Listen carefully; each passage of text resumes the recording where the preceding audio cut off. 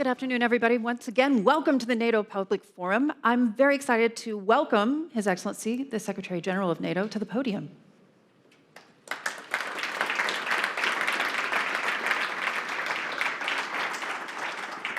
Thank you so much, Hadley, and Your Excellencies, ladies and gentlemen. It's really great to see you all, and it's great to be here today, just before we start the NATO summit. At this summit, we will address all the issues that affect our security. Russia's war in Ukraine, cyber, terrorism, disruptive technologies, and many other threats and challenges. But we also know that climate change poses a serious risk to us all. So therefore, I'm very pleased to be with you today at the first high-level dialogue on climate change and security, bringing together NATO allies with partner nations and other stakeholders from around the world. And I thank you all for being here today. From the high north to the Sahel, climate change is a crisis multiplier. More extreme weather devastates communities and fuels tensions and conflicts. Climate change matters for our security, so it matters for NATO. That is why NATO is determined to set the gold standard on addressing the security implications of climate change. Here in Madrid, leaders will endorse a new strategic concept, the Madrid strategic concept. It will state that climate change is a defining challenge of our time. For NATO, this means three things: increasing our understanding, adapting our alliance, and reducing our own emissions. First, increasing our understanding. Today, I am releasing our first ever assessment of how climate change affects our security. Our military assets, installations and activities, as well as our resilience and civilian preparedness. Climate change deeply affects the environment in which our women and men operate. From extreme heat in our training missions in Iraq to melting ice in the Arctic. And from rising sea levels and storms that threaten our naval bases to the hurricanes that disable our airfields. The list is long. There are many ways climate change affects our security. So second, we must adapt, providing our armed forces with the equipment they need to operate in extreme heat and extreme cold. Training them to assist in disaster relief, reinforcing our coastal facilities against rising water levels, and addressing the security implications of more economic and military activity in the high north. We have identified the initial steps in our adaptation. We now take account of climate change when planning our operations and our missions, and when developing new capabilities. This way, we make sure we remain effective in increasingly harsh environments. And third, we must reduce the impact of our military activities on the climate. We cannot compromise our military effectiveness. NATO is about preserving peace through a credible deterrence and defense. Nothing is more important. If we fail to preserve peace, we will also fail to fight climate change. At the same time, we also have a responsibility to reduce emissions. To this end, we have developed the first methodology for measuring NATO's greenhouse gas emissions, civilian and military. It sets out what to count and how to count it. And it will be made available to all allies to help them reduce their own military emissions. This is vital because what gets measured can get cut. Based on this new methodology, I can announce today the first emission targets for NATO as an organization. By 2030, we will reduce emissions by at least 45%, reducing to net zero by 2050. We have conducted thorough analysis of how to do this. It will not be easy, but it can be done. A big part of this will be our transition away from fossil fuels. All allies are committed to reducing their greenhouse gas emissions as part of the Paris Agreement. Adapting their militaries will contribute to this, including more green tech such as renewables, climate-friendly synthetic fuels, and more energy-efficient solutions. There is a technological revolution happening right now, a green energy revolution, one that can be of huge benefit for our militaries. Already today, the best new cars are actual electric cars. And I believe that in the future, the most advanced military vehicles and the most resilient armed forces will be those that do not rely on fossil fuels. By making our equipment more efficient and by taking full advantage of new technologies, we can improve our militaries and strengthen our security, as well as help tackle climate change. It will also increase our resilience. The war in Ukraine shows the danger of being too dependent on commodities from authoritarian regimes. The way Russia is using energy as a weapon of coercion highlights the need to quickly wean off Russian oil and gas. At the same time, we must not swap one dependency for another. Lots of new green technologies and the rare earth minerals they require come from China.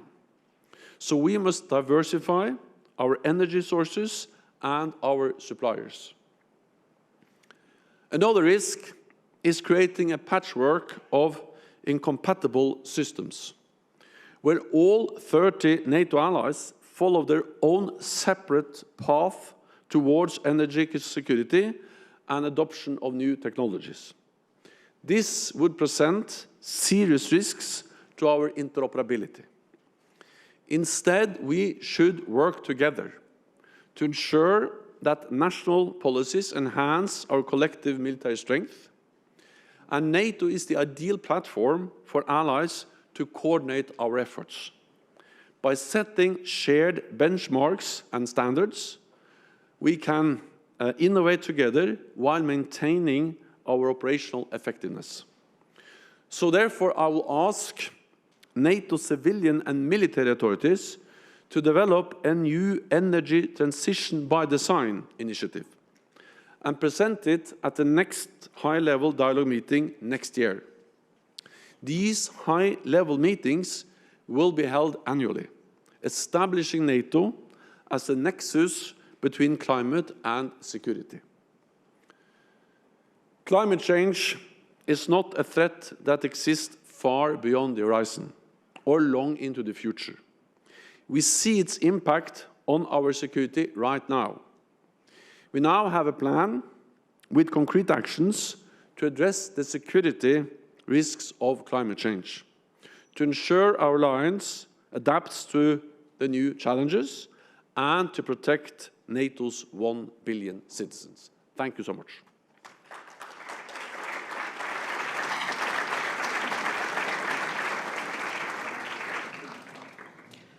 Secretary General, once again, welcome, and thank you so much for those remarks. It's fantastic to be here with you all today. My name is Hadley Gamble. I am the senior correspondent for CNBC News, covering politics and energy markets and how often they come together.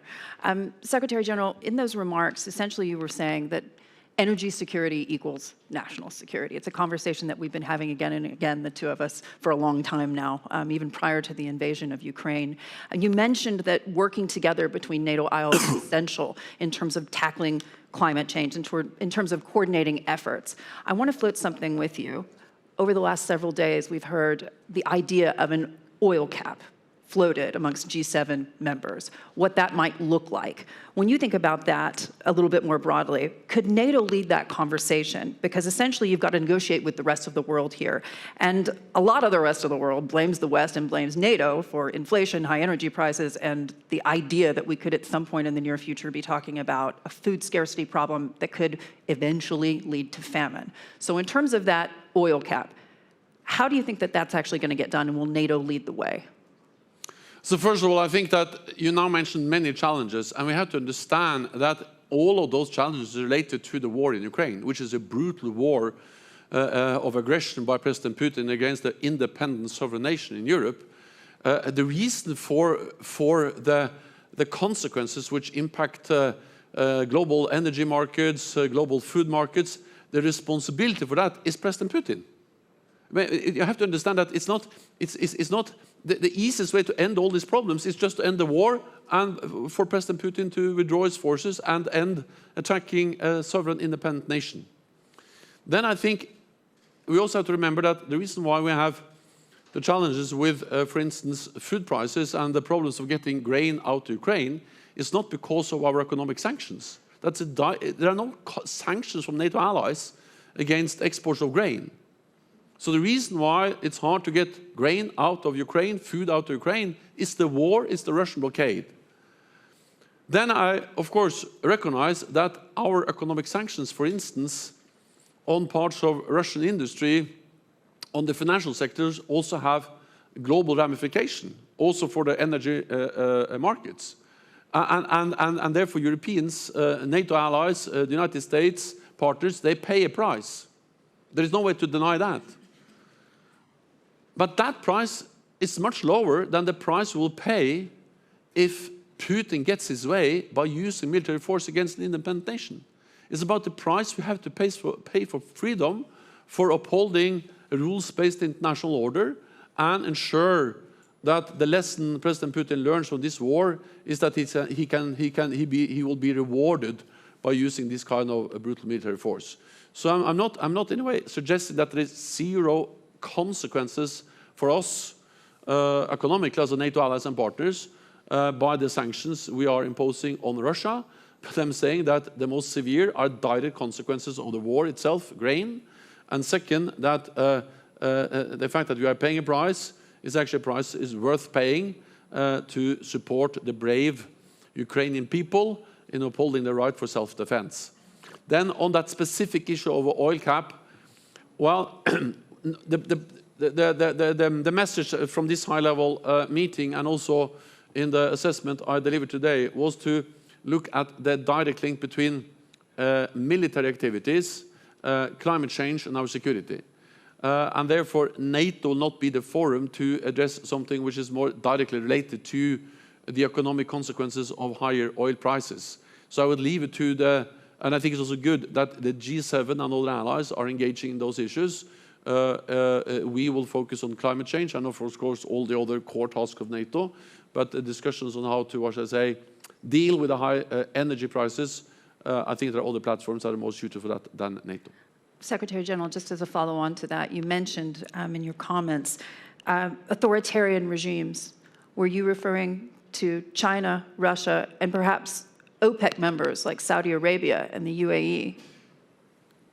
So I referred to the fact that I have always believed in free trade. I still believe in free trade. I think that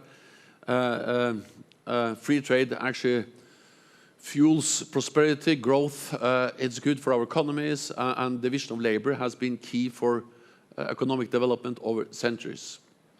At the same time, I think we need to realize that too heavy dependence on some specific commodities can create vulnerabilities for our free and open societies.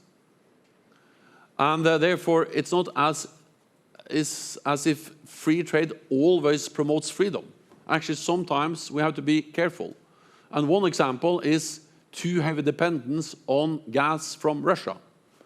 That was not obvious for everyone before Ukraine, but now it's obvious for everyone that the high dependence by European allies on imports of gas from Russia has made them vulnerable in a way they should never have been in the situation we are now with the brutal invasion of Ukraine.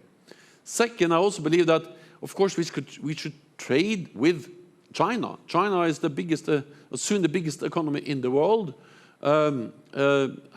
Trade with China has been important for many of our companies for prosperity, albeit also in the future. But we have to be aware of the same risks of too heavy dependence, for instance, on some rare earth minerals, which are key for many different technologies, including green technologies. We have to be aware of the risk of China controlling critical infrastructure. Not so many years ago, 2-3 years ago, it was a big discussion whether we should be concerned about Chinese control of 5G networks. Now I think everyone realizes that that is something that matters for our security.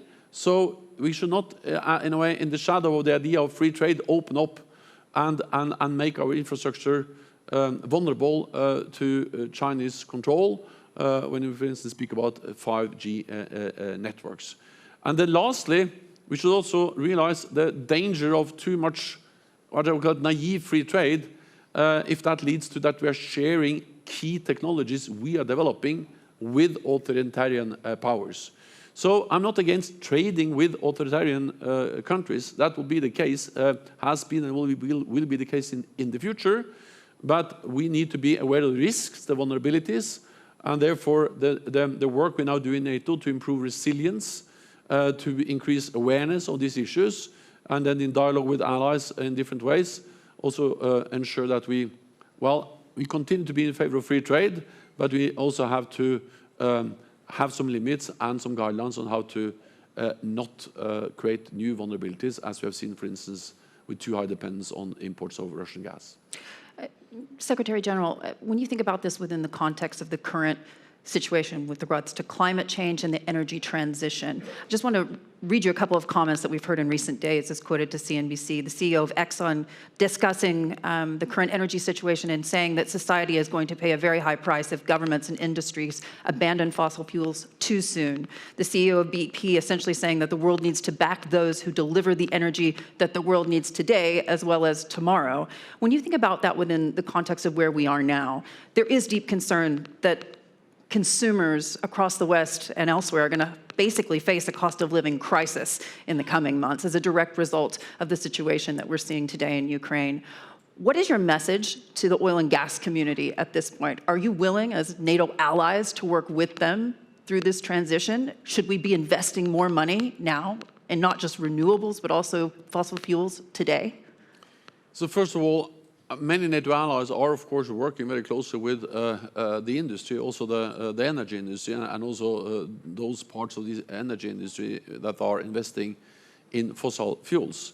And what we see is that many of these companies, they're actually now also key in the transition away from fossil fuels.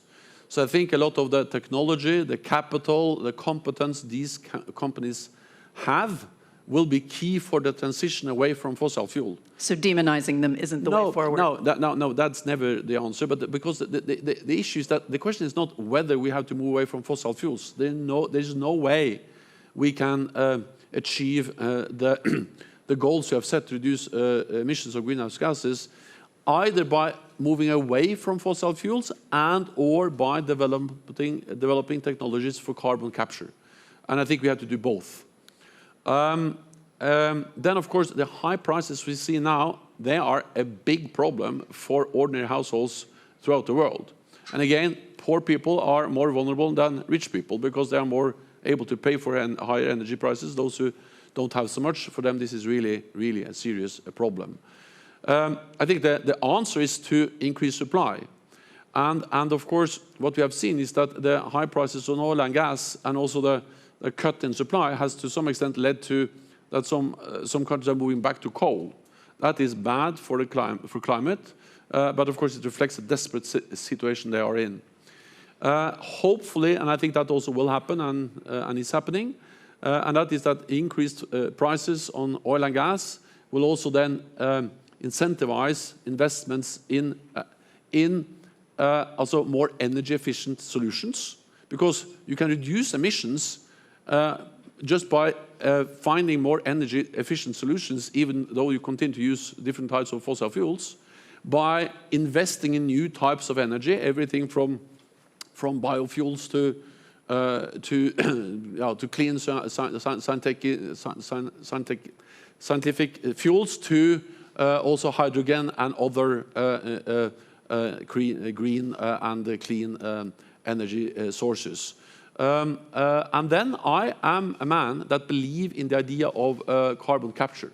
We have seen several big projects, and I think that with increasing carbon prices and increasing awareness of the need to reduce carbon emissions, there will be big carbon capture projects that will help us to provide both energy and reduce emissions at the same time. You mentioned the backlash there. It's something that the UN Secretary General has also talked about, the risk of backlash because of the higher living costs. Essentially, power prices could take 3 to 5 years to fall back to lower levels, according to the CEO of Germany's largest power producer. There's a lot of speculation at this point about at a time in the near future, potentially as we move into the winter months, that you're going to lose the support of the public. What is NATO's strategy to ensure that that doesn't happen? To convey how important this fight is, and to convey how important it is that we support Ukraine. Of course, there is no way to deny that we pay a price, as I said. But we have to remember that by far the highest price is paid by the Ukrainian people and the Ukrainian armed forces. They're actually fighting every day. We see casualties, we see attacks on cities, on civilian infrastructure, on hospitals, on schools. So of course, I recognize that also people in NATO allied countries and partners see the consequences of the war because of higher energy prices, and I share those concerns, and as political leaders throughout the alliance, they are addressing that in different ways.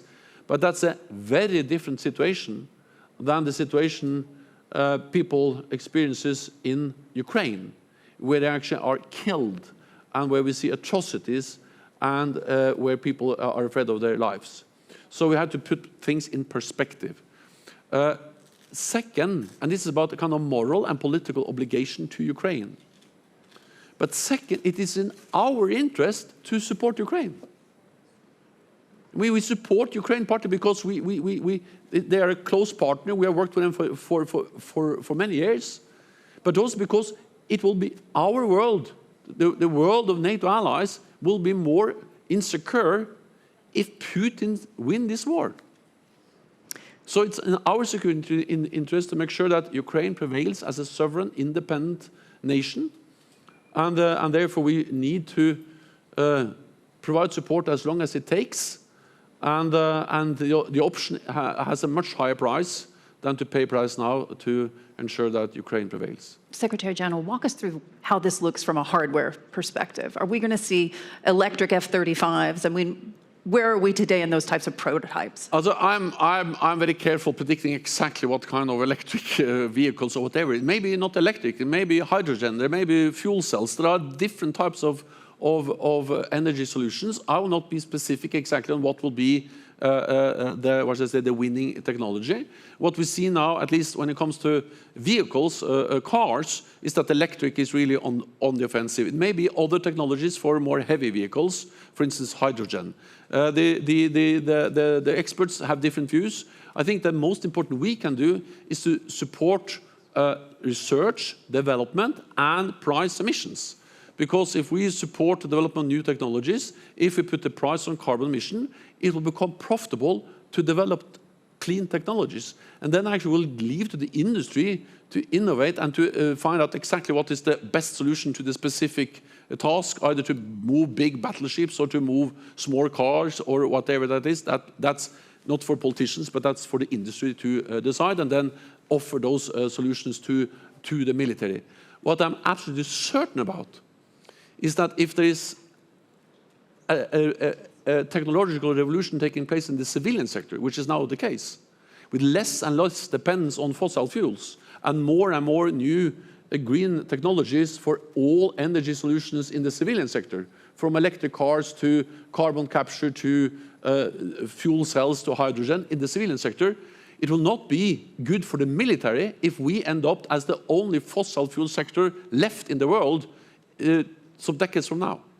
That will weaken our military capabilities. So if we want to maintain the technological edge and have the best cars, the best planes, the best technologies, then we need to be green.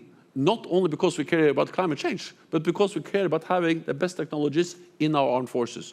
So in the short run, there may be a contradiction between green and military effectiveness. In the long run, green and military effectiveness is the same. Secretary General, we only have a few minutes left, and I have to ask you one of the burning questions ahead of the next couple of days, and that, of course, is Sweden and Finland and their joining the alliance.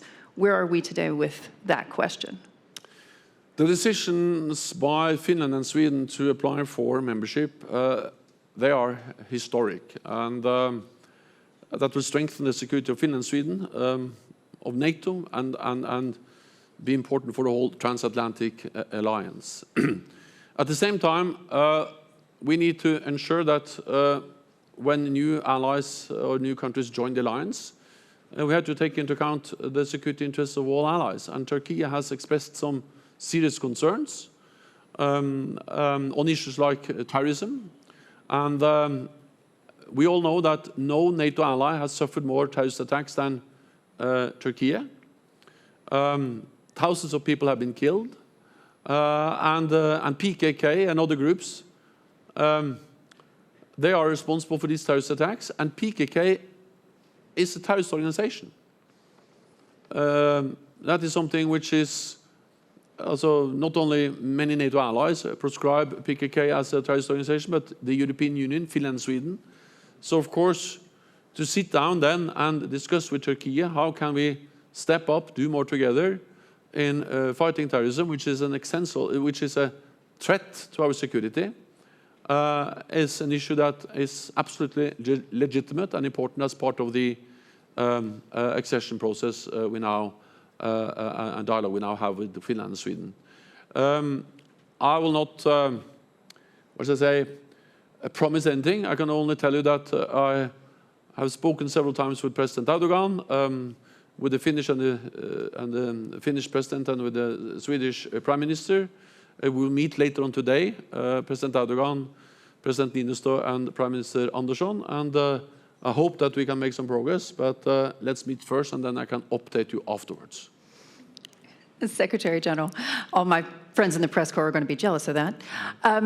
When you think about this a bit more broadly, sir, billions of dollars of weapons and aid going to Ukraine, unprecedented economic sanctions on Russia, the Russian ruble currently stable. Those sanctions undoubtedly will see more effectiveness as time goes on. But there is a big portion of the world, part of the world I live in, the Middle East, and looking out to the Sahel, as you mentioned in your speech earlier, to Africa, elsewhere, very worried about food security issues. They're very worried about famine. They're worried about higher energy costs and, frankly, civil and social unrest. What is NATO's leverage there in convincing countries like China, like India, to pay at a cap for Russian oil or to leave Russian energy supplies altogether? Well, so first of all, again, the food prices, I fully understand that people all over the world, including in the Middle East and in Africa, are extremely concerned. But the reason for increased food prices is not NATO, it's not sanctions, it is Russia's brutal war against Ukraine, full stop. And if President Putin was willing to stop the war, at least allow ships to sail with grain out of Ukraine, it will help to reduce the food prices. I welcome the fact that NATO allies, in different ways, but in particular Turkey and President Erdogan, are engaged in different initiatives to try to find a way to get grain out also on ships over the Black Sea. but also some initiatives to try to at least increase to some extent the amount of food we are getting out on land over NATO and EU territory in Europe. There are some serious logistical challenges with that, but at least it can help perhaps to increase somewhat the amount we are getting out. Then on China, well, one of the messages we have is that we don't regard China as an adversary, and China, of course, is soon the biggest economy in the world. We need to engage with China, for instance, on issues like climate change. It matters for the whole energy market. But we are disappointed by the fact that China has not been able to condemn the Russian invasion of Ukraine, that China is spreading many of the false narratives about NATO, the West, and also that China and Russia are more close now than have ever been before. We saw that in the joint statement by China and Russia, President Xi and President Putin, in the beginning of February, where they said that the partnership was limitless, I think was the language, but at least they stated very clearly, both China and Russia, that they were against any NATO enlargement, and that is the first time China so explicitly has in a way had a strong opinion directed against NATO and NATO enlargement. And doesn't that worry you that there is a situation where you could see NATO versus the rest of the world? But I mean, we cannot stop support Ukraine because not all countries all over the world supports us. Then we had a vote in the UN where 141 nations condemned the invasion. We have a responsibility to support Ukraine, partly by providing support, military support, economic support, humanitarian support. NATO allies have supported Ukraine since 2014. We didn't wake up in February 2022. Actually, I've been in Yavoriv and other places in Ukraine where I've seen Canadian, US, UK, and also NATO personnel training, helping, equipping the Ukrainian armed forces. The Ukrainian armed forces was much better equipped, much better trained, much larger, much better commanded in 2022 than in 2014. And not least because of the support, the training, the equipment they have received for many years from NATO allied countries. It's first and foremost the bravery, the courage of Ukrainians that have enabled to stand up against the brutal Russian invasion, but the support they have achieved from 2014 and onwards has of course also been key. Now our responsibility is to step up, do more, and be ready to stand for the long haul, because this may last. So if the issue is that we should not do this because it may create the impression that we have some responsibility for some of the problems in the world economy, the answer is absolutely no. We have to continue to support Ukraine, including imposing a price on Russia by imposing sanctions. And then we have to engage in dialogue, in public communications, to explain that the core problem is not the way we support Ukraine. The core problem is the unprovoked, unjustified war by President Putin against Ukraine. That's the problem. Secretary General, thank you so much for joining us. Thank you.